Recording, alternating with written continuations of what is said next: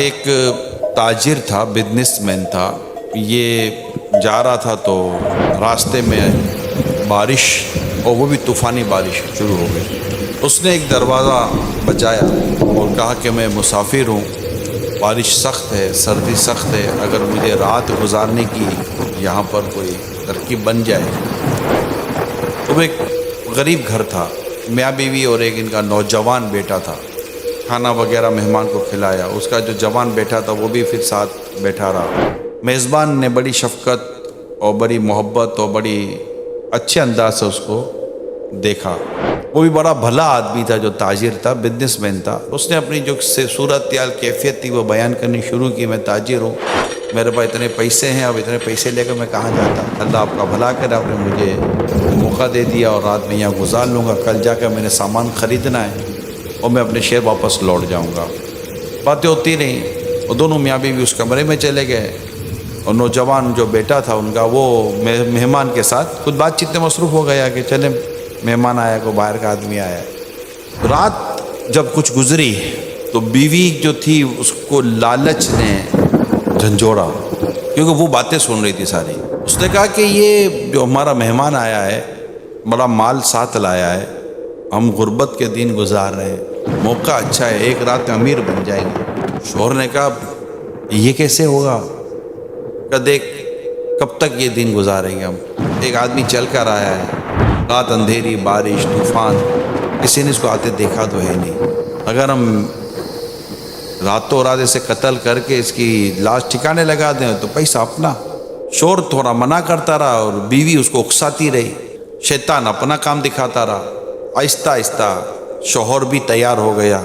اب وہ پلاننگ ہو گئی، چھری تیز ہوئی، دونوں دبے پاؤں مہمان کے کمرے میں داخل ہوئے اور جہاں بستر مہمان کا لگایا تھا وہاں اندازے سے گئے، فوراً منہ پر کپڑا رکھ کر زور سے خنجر پھیر دیا گردن پر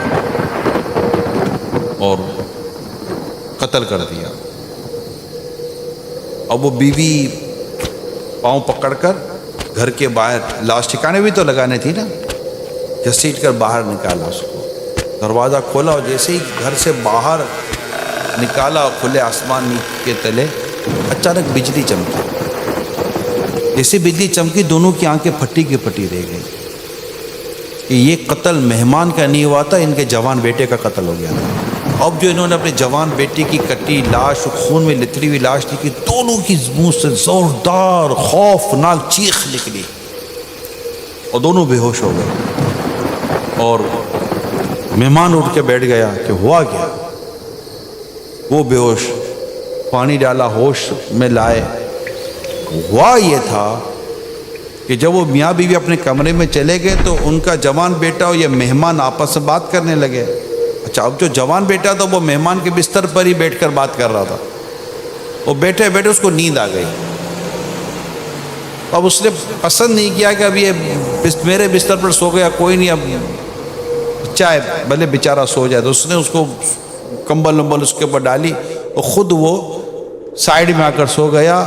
اور مہمان کے بستر پر اس میاں بیوی کا جوان بیٹا سویا تھا اور انہوں نے اپنے ذوق میں تو مہمان کو قتل کیا تھا، لیکن لالچ نے اس کے بیٹے کا قتل کروا دیا.